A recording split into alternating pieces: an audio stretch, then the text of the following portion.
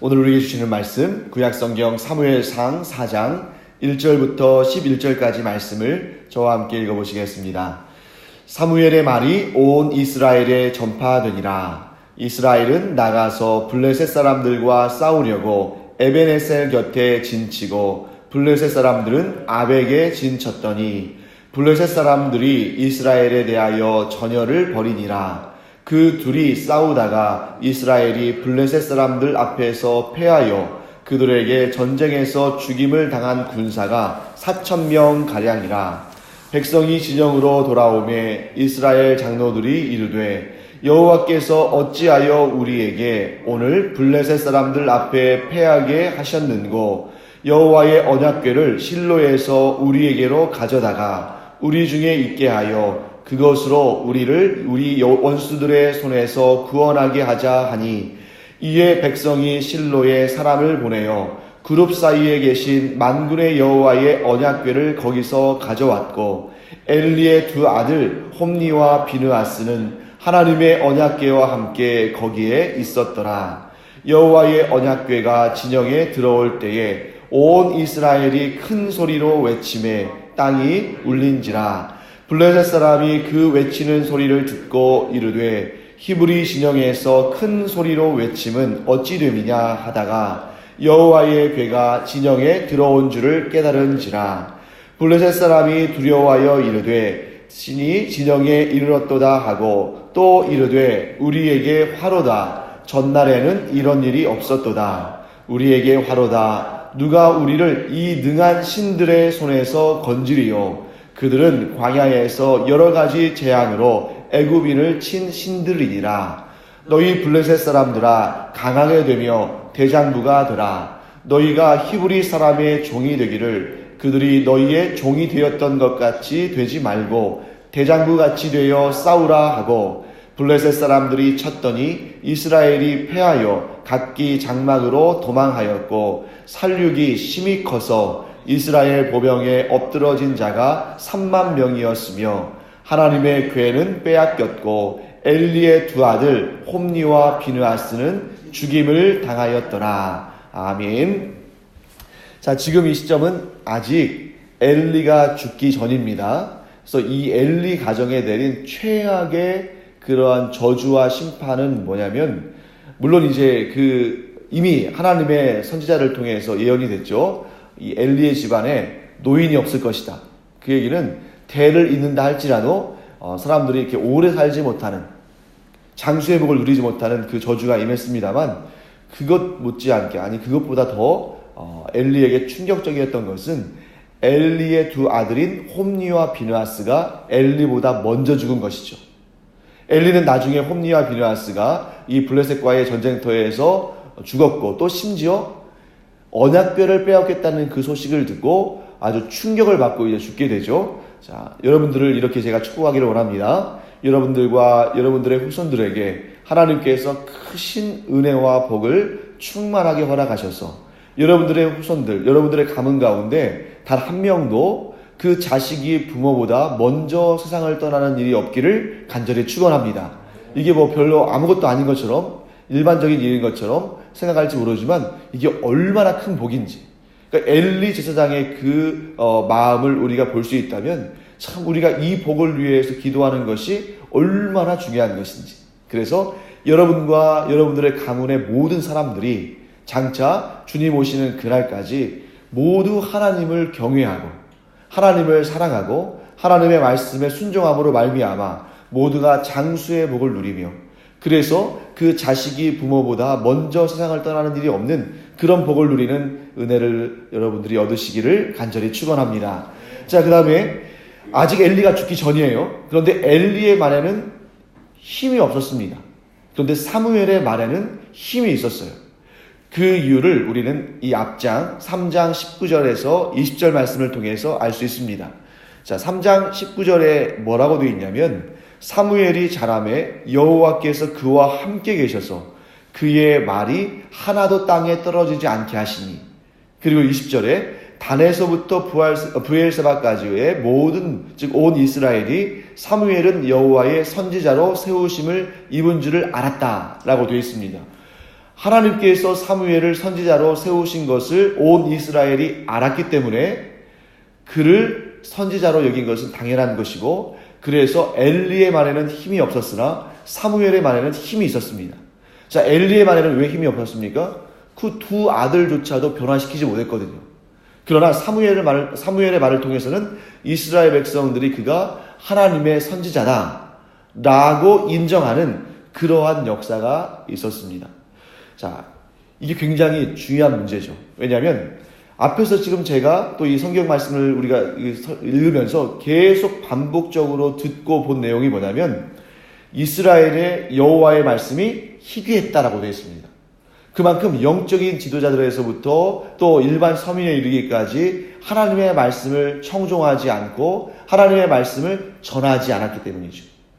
자, 하나님의 말씀이, 여호와의 말씀이 희귀한 이유는 일단 그 여호와의 말씀을 전하는 이러한 사람들이 그 영적인 직무를 게을리했거나 영적으로 타락했기 때문에 하나님 말씀을 듣지 못했고 따라서 전하지 못했고, 그래서 이스라엘의 여호와의 말씀이 희귀한 시대가 이르게 된 것입니다.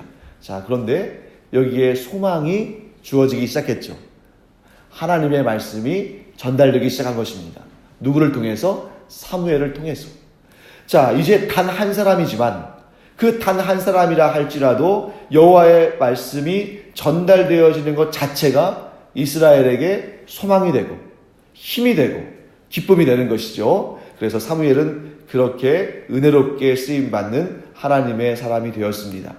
자, 우리도 그런 존재가 되기를 간절히 축복합니다. 자, 우리 사회도 이 나라와 이 민족도 특별히 이 제주 지역이 다른 지역들에 비해서 여호와 하나님의 말씀이 희귀한 곳이죠. 물론 이런 것을 우리가 단순하게 수치로 환산해서 다 일일이 다 비교할 수 있는 것은 아니지만 우리가 분명히 알고 있는 사실이 있지 않습니까? 제주도의 복음화율이 가장 낮다. 또 제주도에 이 교회가 없는 지역도 많이 있다. 그리고 제주도에 전도하는 것이 쉽지 않다. 이런 말들을 우리가 많이들 합니다만 다른 얘기할 필요 없습니다. 이것은 무엇을 의미하냐면 이 제주 지역이 이 나라의 모든 지역들 가운데 하나님의 말씀이 가장 희귀한 곳이다. 하지만 그럼에도 불구하고 이 제주가 소망이 있는 줄 믿습니다. 왜냐하면 우리 신제주 간염교회를 비롯해서 이 땅에 이 제주 지역에 약 500개 정도 되는 교회들이 있고, 그 교회들에서 오직 하나님을 경배하고 찬양하고 하나님의 말씀을 선포하고 또 복음을 증거하고 있기 때문에 반드시 이 제주 지역에 하나님의 소망이 있으며 또 이 제주 지역이 또 놀랍게 복음화되는 역사가 있을 줄 믿습니다. 그래서 이 마음을 사모하고 이 마음을 가지고 있는 우리가 이 새벽을 깨우면서 하나님 말씀을 듣고 또 이제 우리가 하나님 말씀을 전할 때에 이 복음의 놀라운 역사가 우리 신제주 간염교회를 통해서 제주 온 지역을 덮게 될 줄 믿습니다. 자, 그 다음에 이제 블레셋과 이스라엘 사이의 전쟁에 대해서 내용이 등장합니다. 자, 먼저 블레셋을 좀 우리가 한번 알아봐야겠네요. 블레셋이라는 말씀 많이 들어보셨죠? 예, 블레셋. 이 블레셋이라는 이름 때문에 팔레스타인이라는 말이 나온 거예요. 그러니까 우리가 지금 이스라엘 땅, 성경의 말씀대로라면 가나안 땅이죠. 이 가나안 땅을 우리가 말할 때 우리 그리스도인들은 이스라엘 땅이라고 말합니다. 그런데 이슬람권의 신앙을 갖고 있는 사람들은 이스라엘 땅이라고 하면 굉장히 싫어해요. 실질적으로 이스라엘 땅의 이 성경에 나오는 그 가나안 땅이 전부 이스라엘 사람들의 통치 지역은 아닙니다. 그래서 여기 지금 현재 블레셋 사람들이 살고 있는 이 성경의 이 지역은 지금도 가자 지구라고 해가지고 이 블레셋 사람들의 후손들이 자치정부를 구성하고 있어요. 그리고 이 요단강의 이 서부의 일부, 그러니까 예루살렘부터 해서 요단강까지 이 지역을 서한 지역이라고 부릅니다. 강의 서쪽이니까 이 지역도 이스라엘 사람들이 통치하는 지역, 이슬람권 사람들이 통치하는 지역이 섞여 있어요. 그래서 예루살렘도 서예루살렘과 동예루살렘으로 나뉘어져 있고 또 동예루살렘에 옛날에 그 예루살렘 성이 있거든요. 그 지역도 어떻게 보면 이스라엘 유대인들의 거주 지역과 또 이 이슬람권 사람들, 이 아랍 사람들의 거주 지역이 또 분리되어 있어요. 그래서 이 이스라엘 사람들이 아닌 사람들은 이 땅을 뭐라고 부르냐면 팔레스타인이라고 부릅니다. 근데 이 팔레스타인이 블레셋이라는 말에서 나온 것이죠. 그럼 이 블레셋이라는 사람들은 어디에서부터 왔냐면 대략 주전 1200년, 그러니까 다윗의 시대로부터 한 200~300년 전이죠. 그 시대 때 원래부터 거기에 살고 있던 가나안의 7족속 중에 하나가 아닙니다. 뭐 아모리 족속이나 헷 족속이나 기르가스 족속이나 이런 원래부터 그 땅에 살고 있던 족속이 아니에요. 이 사람들은 어디에서 왔냐면 저기 에게해, 세계적으로 가장 아름다운 해안 중에 하나가 에게해고, 이 에게해는 그리스의 남부 지역입니다. 그러니까 그리스의 남부 지역과 또 그리스와 이 지중해가 이렇게 만나는 그 지중해 중에서도 이 그리스의 남부 지역에 있는 바다를 에게해라고 하는 거죠. 그러니까 거기에 섬 이런 데서 살고 있던 해양 민족입니다. 근데 이 민족이 아마도 이제 그 땅에서 그리스 그 남부 지역에서 아마 이 권력 다툼이나 또 알력 싸움 가운데 좀 밀렸나 보죠. 그래서 이 사람들이 배를 타고 어디로 오냐면 이 가나안 땅의 동남부 지역에 자리를 잡습니다. 그래서 거기서 자리를 잡는데 이 사람들이 전쟁을 굉장히 잘했어요. 왜 그랬냐면 그 당시만 하더라도 대부분의 이 가나안 땅의 대부분의 지역들이 청동기 문화를 가지고 있었는데 이 사람들이 그 에게에서부터 내려오면서 이 사람들을 철기 문화를 가지고 온 거예요. 그래서 이 가나안 땅의 철기 문명이 시작되는 것이 이 블레셋이 이 에게에서부터 내려와서 자리를 잡으면서부터 시작됩니다. 그래서 블레셋과 이스라엘 사이의 전쟁을 보면 자주 등장하는 용어가 뭐냐면 철병거라는 말이에요. 그러니까 이 가나안 땅에 있는 다른 족속들, 특별히 이스라엘 사람들은 이제 청동기에서 철기로 넘어가려고 하는 그런 과도기인데 블레셋 사람들은 철병가를 가지고 있고 철으로 만든 칼과 창을 가지고 있으니까 일단 이 무기 싸움에서 상대가 안 되는 거죠. 그래서 굉장히 이스라엘 백성들이 이 블레셋과의 싸움에서 굉장히 밀리고 위기를 많이 당합니다. 그 가장 극적인 현장이 어떤 현장이죠? 네. 블레셋의 장수인 골리앗이 나와서 그 당시에 이스라엘의 대표는 누구였습니까? 사울이었잖아요. 그 앞에 나와가지고 그 전장에서 여호와 하나님을 막 이렇게 조롱하고 저주하고 막 이렇게 이스라엘 사람들에게 막 공격적인 언사를 하는데도 이스라엘 백성들이 나서지를 못하잖아요. 두려워서. 그들의 무기가 강하고 그들의 군사가 강했기 때문에 그렇게 여호와 하나님이 조롱당하고 있는 현장에서도 나서지를 못하는 것입니다. 그런데 그때 누가 나서죠? 다윗이 나서죠. 다윗은 그때 만 20세가 되기 이전이기 때문에 정식 군사가 되지 못했어요. 그럼에도 불구하고 그가 믿음을 가지고 여호와 하나님의 이름이 가증히 여김을 당하고 그렇게 사람들에게 조롱거리가 되고 놀림이 되는 것을 참지를 못했죠. 그래서 그가 나서서 믿음으로 승리하는 역사를 보게 됩니다. 자, 이렇게 블레셋에 대해서 우리가 좀 잠깐 살펴봤는데요. 블레셋이 이스라엘과 본격적으로 부딪히기 시작한 때는 언제냐면 사사시대의 후반부인 그 사사들 여러분 쭉 이름 나오잖아요. 삼손시대에 본격적으로 부딪힙니다. 이 사사시대를 우리가 사사기를 잘 보면 이 시기에는 어떤 민족이 강했고 이 시기에는 어떤 민족이 강했고 어떤 때는 예를 들어서 기드온 같은 때는 미디안 족속이 강했고 삼손 시대에는 블레셋 족속이 강했고 이런 것들이 떠오르거든요. 자, 그러니까 지금 이 블레셋이 사사시대의 삼손 시대부터 막 힘을 내서 이스라엘을 공격하기 시작하면서 언제? 다윗의 시대에 절정을 이루는 겁니다. 그래서 이 이스라엘과 블레셋 사이의 어떤 이러한 경쟁 구도는 오래도록 지속이 되죠. 자, 이 전쟁에서 이스라엘 군사가 몇 명이 죽임을 당했다고 기록되어 있습니까?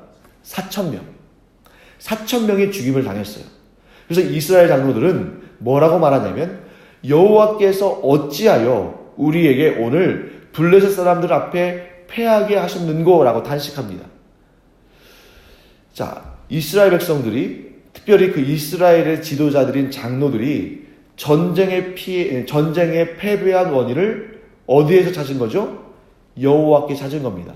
여호와 때문에 우리가 전쟁에서 패하게 됐다. 왜냐하면 이 전쟁이, 이 장로들의 생각 속에는 어떤 생각이 있겠어요? 전쟁은 하나님께 속한 것이다 라는 그러한 그 지식이, 인식이 있는 것입니다. 그래서 여러분, 이것은 좋은 거죠. 전쟁은 하나님께 속한 것인데 우리가 이 전쟁에 졌다는 것은 여호와께서 이 전쟁이 패배하게 하셨다, 여호와께서 이 전쟁에서 우리가 패배하게 하셨다라는 인식을 가지고 있었습니다. 여기까지는 좋아요. 근데 문제는 그 다음입니다. 그들이 이 전쟁에 패배한 다음에 내린 처방이 뭐냐면 여호와의 언약궤를 어떻게 하는 거예요? 실로에서 전쟁터로 가져오게 한 것입니다. 지금 여호와의 언약궤가 어디에 있냐면 실로라는 곳에 있어요. 그래서 여러분들이 이 지명을 기억해 두시면 좋겠네요. 왜냐하면 나중에 다윗이 준비를 하고 솔로몬이 성전을 만든 다음에 이 여호와의 언약궤는 어디에 모셔집니까? 예루살렘 성전에 모셔지죠. 그런데 성전이 지어지기 전에는 성막 가운데에 지성소를 두고 거기에 여호와의 언약궤를 두었는데 그 성막이 주로 있던 장소가 어디다? 실로다 라고 우리는 알 수 있습니다. 그래서 이 이스라엘의 지도자들인 장로들이 여호와의 언약궤를 실로에서 이 전쟁터로 가져오면 언약궤가 원수들의 손에서 그들을 구원할 것이라고 생각했습니다. 이렇게 생각한 근거는 어디에 있을까요? 자, 여러분 한번 잘 생각해 보세요. 이렇게 생각한 근거를 여호수아서에서 한번 찾아보세요. 왜 언약궤를 가져오면 이 전쟁에서 승리할 것으로 생각했을까요? 여리고성에서의 그 역사와 기억이 있기 때문입니다. 여러분 잘 아시다시피 여리고성에서 이스라엘 백성들이 전쟁하기 위해서 특별히 준비한 게 아니잖아요. 어떻게 했습니까? 일주일 동안 6일간은 여리고성을 한 바퀴씩 돌았고 마지막 날에는 7바퀴를 돌고 하나님의 명령대로 소리를 질렀더니 그 여리고성이, 그 견고한 성이 무너졌잖아요. 그러니까 그 기억이 있는 겁니다. 그래, 우리 조상들이 여리고성을 무너뜨릴 때 이 언약궤를 들고 왔었지. 그러니까 우리가 이 전쟁터에 언약궤를 가지고 오면 우리는 승리할 것이다 라고 생각했습니다. 그런데 이것은 큰 오산이었어요. 왜냐하면 믿음이 없을 때의 언약궤는 아무것도 아니라 나무로 만든 상자일 뿐이에요. 이 언약궤가 진정한 하나님의 능력의 처소가 되려면 무엇을 가지고 있어야 됩니까? 진정한 믿음을 가져야 되는 것이죠. 그러니까 믿음이 없으니까 이들은 결국 언약궤를 가져오고도 더 크게 패배하죠. 여러분, 이 본문의 말씀, 제가 내용이 좀 많아서 오늘과 이제 다음 주 월요일에 한 번 더 해야 할 것 같은데요. 이 내용들을 쭉 보시면 처음에 한 4,000명 정도 죽었다가 나중에, 자, 2절 말씀 보시면 이 전쟁에서 죽임을 당한 자가 4,000명 가량이죠. 언약궤가 없을 때 4,000명이 죽었어요. 그런데 언약궤가 들어온 다음에 10절 말씀 보시면 3만 명이 죽었어요. 이 이스라엘 장로들은 언약궤를 가져오면 승리할 것으로 생각했는데 언약궤를 가져오기 전에 언약궤 없이 전쟁했을 때에는 2절 말씀 보시면 4,000명이 죽었는데 언약궤가 이 진중으로 들어온 다음에 전쟁을 해가지고는 10절 말씀에서 보는 것처럼 3만 명이 죽었습니다. 그러니까 이들이 생각을 잘못했다는 것이죠. 믿음이 없는 상태에서 언약궤를 이용하는 것은 저주이고 화가 됩니다. 믿음이 있는 상태에서 언약궤를 가지고 오는 일은 그들에게는 복이 되고 승리가 되는 것이죠. 결국 중요한 것은 무엇이었습니까? 믿음이고 하나님의 말씀에 순종하는 거예요. 그런데 제대로 된 믿음도 없고 순종함도 없는데 이 언약궤를 뭐 하려고 한 것이죠? 이용하려고 한 것이죠. 그러니까 온전한 믿음도 없고 온전한 하나님의 말씀에 대한 순종도 없는데 하나님을 이용하려고 하는 신앙이 얼마나 많은가. 이스라엘 장로들을 통해서 오늘 하나님께서 우리를 깨우쳐주고 계시는 것입니다. 우리 자신이 우리 스스로를 돌아봐야 됩니다. 내가 과연 하나님을 진실로 나의 주님으로 섬기고 있는가? 아니면 내가 하나님을 이용하려는 그러한 가식적인 믿음을 가지고 있는 것은 아닌가? 또한 내가 진실로 하나님의 말씀에 순종하는가? 아니면 나의 유익과 내 스스로의 나를 주인 삼는 그러한 삶의 그러한 자기 자신의 중심을 가지고 하나님을 이용해 먹으려고 하는 그런 삶을 살고 있지 않은가? 굉장히 큰 차이가 나옵니다. 어떤 차이입니까? 승리할 수 있는 전쟁을 이렇게 3만 명이나 죽고 패배하는 전쟁으로 바꿔버리는 이러한 놀라운 정말 두려운 일이 무엇 때문에 발생하는 것이죠? 진실로 제대로 된 신앙을 가지고 있는가? 그리고 하나님의 말씀에 순종하는가? 이것을 통해서 이것이 아주 극적으로 구분되는 것입니다. 그래서 여러분, 이 이스라엘 사람들이 언약궤를 이스라엘의 진중에 가지고 왔을 때 블레셋 사람들이 뭐라고 반응하는지 한번 보시죠. 7절에서 뭐라고 되어 있냐면, 자, 7절 말씀 잠깐 보시면 이렇게 되어 있죠. 블레셋 사람이 두려워하여 이르되 신이 진영에 이르렀도다 하고 또 이르되 우리에게 화로다. 전날에는 이런 일이 없었도다. 자, 여기에서 지금 전날에는 이런 일이 없었도다라고 블레셋 사람들이 얘기하는 것을 통해 볼 때 아마도 제 생각에는 여리고성에서의 대승리 이후에 언약궤를 들고 전쟁터로 나갔던 일들이 그 후로는 거의 없었던 것 같아요. 거의 없다가 이제 이때 와서 언약궤를 가지고 오니까 이 블레셋 사람들도 놀란 거예요. 전날에는 이런 일이 없었다. 그런데 이스라엘의 신이 이스라엘의 진중에 들어갔으니 우리 큰일 났다. 이제 이렇게 얘기하는 것이죠. 우리가 이제 이 구체적인 내용은 우리 좀 다음 주에 하도록 하고요. 자, 이스라엘의 그 장로들의 문제들이 무엇이었을까라는 것을 우리가 조금 더 정리한 다음에 말씀을 좀 마무리하겠습니다. 자, 지금 4,000명 정도의 이스라엘 군사가 죽임을 당했습니다. 그리고 이스라엘이 지금 막 밀리고 있어요. 그 원인에 대해서 지금 이스라엘 장로들이 모여서 막 회의를 했을 겁니다. 왜 졌을까? 그래, 분명히 성경에 전쟁은 하나님께 속한 것이라고 말씀하셨으니까 이 전쟁에 우리가 진 이유는 하나님께서 우리를 지게 하셨기 때문이다. 한 다음에 어떻게 했어야 되냐면 자기들끼리 그 해결 방법을 구하면 안 됐습니다. 야, 보니까 우리가 옛날에 우리 조상들이 애굽에서 가나안 땅으로 들어온 다음에 첫 번째 전쟁을 승리했는데 그 전쟁, 즉 여리고성 전쟁에서 승리의 원인이 이 언약궤에 있더라. 그러니까 이 언약궤를 가져와 보자 하고 언약궤를 자기들의 어떠한 목적을 이루기 위한 수단과 방법으로 사용했죠. 그런데 그렇게 해서는 안 됐다는 거예요. 그럼 어떻게 했어야 되느냐? 여호와 하나님께 여쭤봤어야 되는 겁니다. 그래서 우리가 그것을 어디에서 알 수 있냐면 여호수아 7장을 보시면 알 수 있어요. 여호수아 7장은 아이성 전투에 패배한 다음에 여호수아가 어떻게 했는지를 보여주는 것인데요. 자, 여리고성에서는 여호와의 언약궤를 들고 가서 싸움 한번 하지 않냐고 승리했죠. 그런데 아이성에는 여호와의 언약궤를 갖고 가서 여호와의 언약궤로 말미암아 승리한 역사가 아닙니다. 하나님께서 그렇게 시키지도 않으셨어요. 아이성부터는 본격적으로 전쟁을 하게 하셨습니다. 그런데 그 전쟁에서 처음에 승리했습니까? 승리하지 못했습니까? 승리하지 못했죠. 아이성은 작은 성인데 그때에 여호수아가 어떻게 했냐면 여호와의 궤 앞에 나아가서 땅에 엎드리고 머리에 티끌을 뒤집어 쓴 다음에 울면서 하나님께 우리가 어떻게 하면 좋겠습니까? 라고 묻습니다.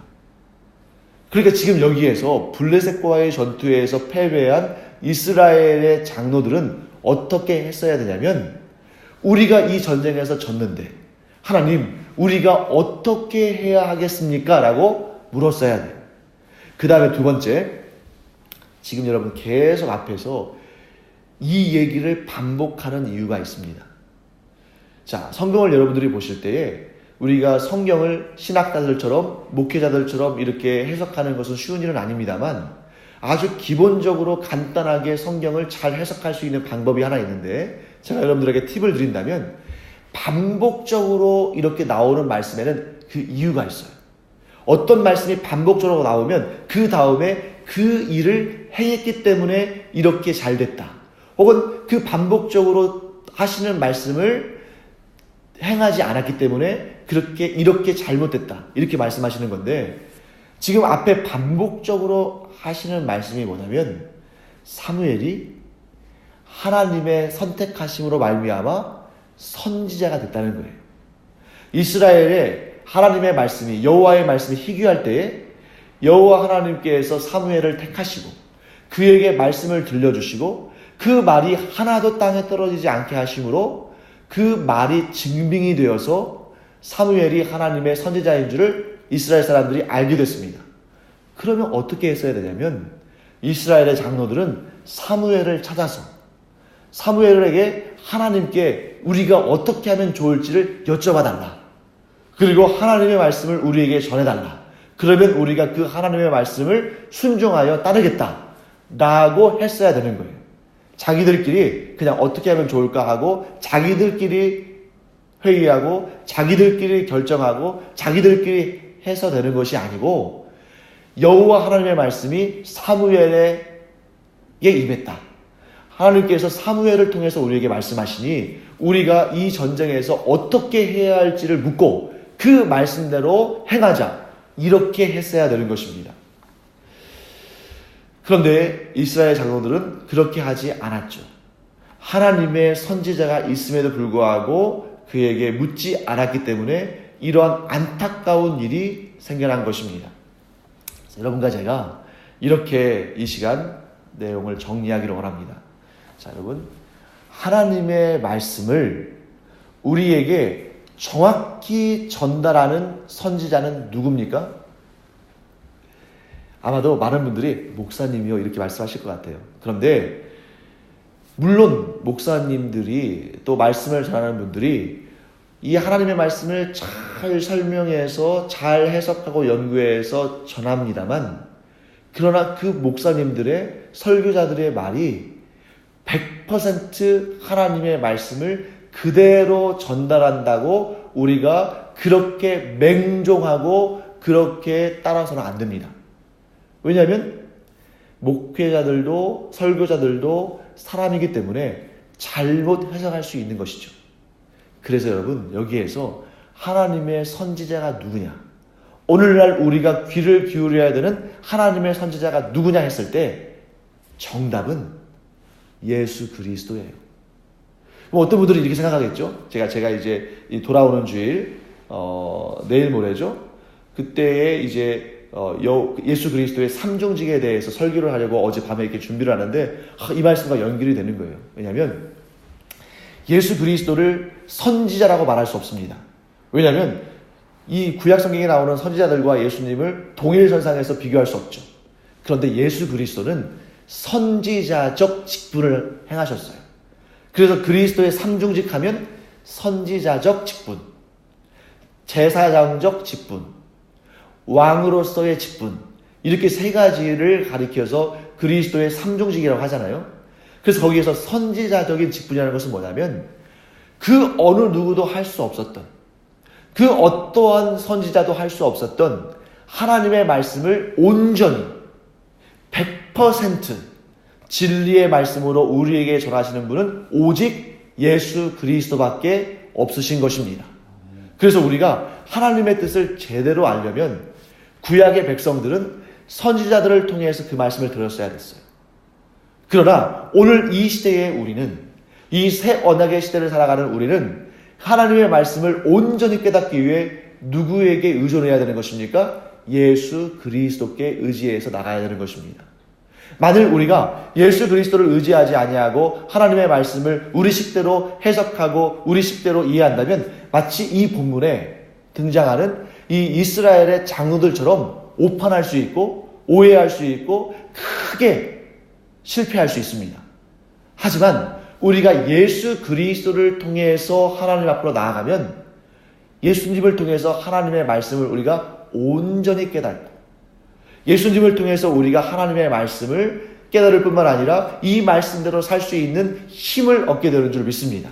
왜냐하면 예수님은 우리의 대표자로서 모든 하나님의 말씀에 순종함으로 그 말씀을 이루셨기 때문에 우리가 예수 그리스도 안에 있으면 우리는 연약한 인간이지만 우리를 예수님께서 하나님께로 인도해 가시는 그러한 은혜를 누리게 될 줄 믿습니다. 그래서 여러분, 구약시대 때는 이 선지자들을 통해서 전달되는 하나님의 말씀에 순종해야 했지만 우리 곧 이 새 언약의 시대를 살아가는 우리는 예수 그리스도를 믿음으로 말미암아 그리고 예수 그리스도 안에 거함으로 말미암아 하나님의 말씀을 깨닫고 또 하나님의 말씀에 순종하며 살아가는 여러분과 제가 되기를 간절히 축원합니다. 기도하겠습니다. 하나님, 주님의 은혜를 감사드립니다. 이스라엘 백성들, 특별히 그들의 지도자인 장로들이 여호와 하나님께 여쭙지 않고 자기들의 생각대로 했더니 결국 큰 패배를 당했음을 봅니다. 하나님, 이 시대에 저희들이 그와 같은 실수를 반복하지 아니하고 오직 예수 그리스도를 따르며 오직 예수 그리스도의 말씀을 들으며 오직 예수 그리스도 안에 거함으로 말미암아 항상 하나님께 저희들이 올바른 길로 나아갈 수 있도록 또 하나님의 말씀에 온전히 순종할 수 있도록 은혜 더하여 주시옵소서. 감사드리며 예수님의 이름으로 축복하며 기도합니다. 아멘. 이제는 우리 주 예수 그리스도의 은혜와 하나님 아버지의 놀라우신 사랑과 성령의 감동, 감화, 위로, 교통하심이 이 시간 오직 예수 그리스도를 통해서 하나님을 온전히 알아가며 또 하나님의 말씀을 온전히 순종하기를 원하는 주님의 사랑하시는 자녀들 위에 이제로부터 영원토록 함께 있을지어다. 아멘. 우리 이 시간 기도할 때에 오직 예수 그리스도 통해서 하나님 앞으로 나아갈 수 있게 하여 주시옵소서. 예수 그리스도 의지하며 신앙생활 할 수 있게 하여 주시옵소서. 기도하고 또 여러분들의 그 개인적인 기도 하나님께 아뢰실 때에 또 크신 응답의 역사가 있기를 축복합니다. 기도하겠습니다.